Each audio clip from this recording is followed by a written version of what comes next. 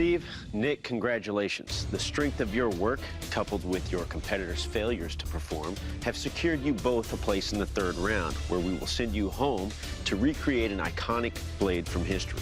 Are you ready to see what that weapon is? Oh, yeah. Yep. Your final challenge is Deerhorn knives.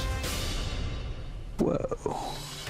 Deerhorn knives are distinctive double-bladed weapons used as an extension of the body to counter and disarm opponents. The knives are unique to the 19th century martial art form Bagua. Students of this discipline train with the weapon in both hands to master techniques in slashing and seizing. Easily concealed in traditional Chinese garb, these mighty knives can be swiftly brandished to catch an opponent off guard and deliver deadly cuts with 4 horn-shaped points. The weapons are notably employed in the film Crouching Tiger, Hidden Dragon. I've never heard of a Deerhorn knife. It's definitely not a design I'm familiar with. I was hoping for a fairly simple sword. Good luck, bladesmiths. We'll see you in 5 days. Today, I start the Deerhorn knife. I want to make this thing look like deer antlers. I'm used to making straight pieces. This thing has curves all over the place. And I have to make 2 of these things. Now I have to figure out how I'm gonna make this out of this. I want to forge this out of 1 piece of steel. That's the strongest way you can do it. I'm gonna cut a slit down the center of this bar, spread the handle and the front blade apart, and hopefully all's gonna go to plan. That looks a lot more like a deer antler. Day 2. So I decided to do a butt weld. I'm cutting the crescents apart and welding it flat on, so now the edges will line up. It looks very nice. Ready to do the heat treat? No, I don't want to go in the fire again. No! My only concern right now is if this weird shape decides to warp at all, it could be a problem. Go to the quench.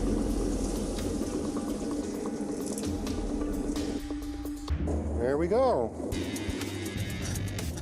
That is as hard as the file. They didn't warp into a pretzel, so hey, I'm great. Day 4, I've got both of these weapons shaped. It's time to harden them. This is the moment. This has to work. If it doesn't, I'm not gonna have a weapon. Hey, no warpage. Let's see if we got hard. It worked. I feel really great. I'm grinding the bevels, everything is coming together, and then I see it. Uh-oh. I've got a crack in one of my blades. That's heartbreaking. It's going through both ends, and there's nothing I can do about it. I've got to test it. I need a pole of some kind. I know they're gonna do something like this.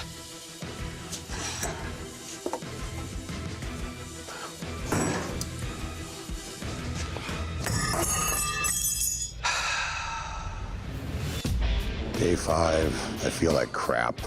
If it wasn't for the fact that I'm sick, I actually kind of like this deep, gravelly voice. If I didn't have to hack up my lung to do it, I'd have it all the time. All I have left to do is put the handles on and sharpen the blades. Putting the handles on is shaping the material a little bit, gluing them on, drilling the holes, and putting the pins in place to hold everything together. That's all ready to go. It's day 5, and I have to start over. I've got 1 day to build a pair of these. I don't know if I'm gonna be able to do it or not. If I wasn't the underdog before, I definitely am now. I just want to have something to take there. I have 3 days of work to do in 10 hours. At this point, I don't have time for any mistakes. I just need to stay in the game. Bladesmiths, to see how lethal your weapon is, I will deliver multiple slashes and thrusts on this pig carcass. Steve, you're up first. You ready?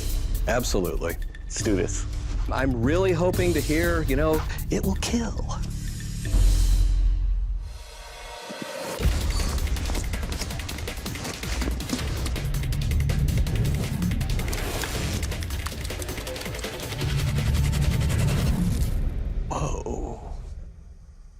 Well, Steve, I was surprised being that you only have a scale on one side for the handle and none on the other.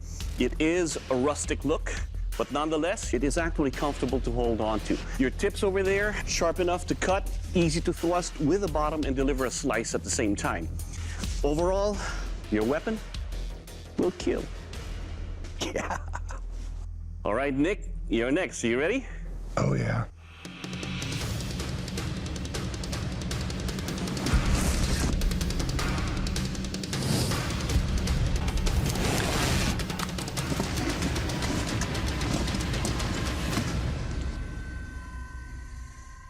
Well, Nick, your weapon is very sharp. Grabbing your handle, it feels smooth with both scales in there. The angles you have really lacerate deeply. And overall, your weapon will kill. Good job. Thank you. Next up is a sharpness test. To see how sharp your weapons are, I will take your weapons and deliver multiple slashes and stabs on this ballistic bag. The bag is outfitted with 2 posts, which simulates blocks or blows from pole weapons these knives will encounter in battle. Steve, you're up first. You ready? Yes, I am.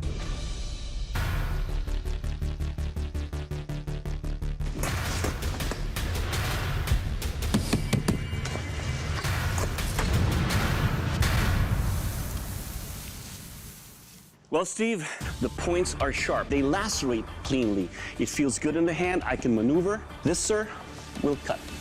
Thank you. Nick, you're up next. You ready? Yeah. I'm pretty confident mine can do at least that well. Probably better because my points are more pointier.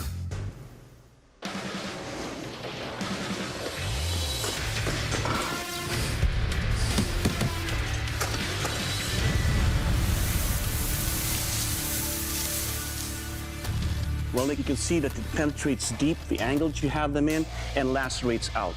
They're comfortable in the hand, and your blades will cut. Thank you. Next up is strength test. Dave? To test the strength of your weapons, we're going to clamp them into our contraption back here.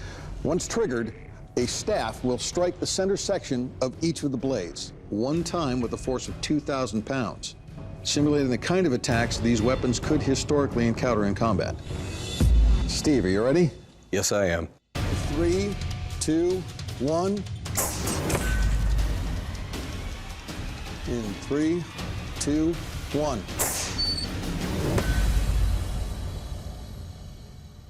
Yeah, well, Steve, I don't see any damage, any rolling of the edge, so they held up beautifully. That's great. Nick? Just waiting for it. In 1, 2, 3.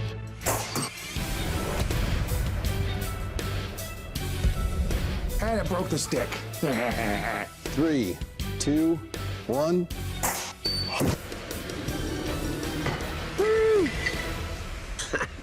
And it broke the stick again. All right, well, first off, let's remember that the test wasn't about breaking sticks. It was more about how your blade reacts to being hit by that stick. There is no damage whatsoever. This is still a razor blade. Oh, Nicely done it. Thank you. Well, you've both done commendable work, but there can only be one Forged in Fire champion in this competition.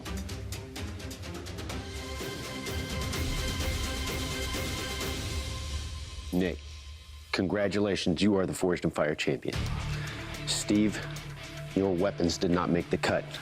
Dave will explain. As Doug said, I really commend you for doing what you did on such a compressed timeline. Thank you. In the end, it came down to the fact that the scales aren't quite on. There's gapping. There's still some marks from where you cut the steel open, and that's why we're letting you go. I understand. Steve, it's that time. Please surrender your weapons. Congratulations. I'm not surprised at the result. There is a natural energy that guides all of us throughout our lives, and this is how everything naturally unfolded. Unfortunately, it didn't go my way this time, but I'll be back. Nick, congratulations. You're the Forged in Fire champion and will be receiving a check for $10,000. How do you feel? Pretty darn good. Awesome. Good job, brother. That's me. That's me, the Nick. That's me. I won. I'm going to hug my wife when I get home, and then I'm going to hug my kitty cat. If any of you other bladesmiths out there are thinking about it, I say do it. Try not to have a cold when you do it, though.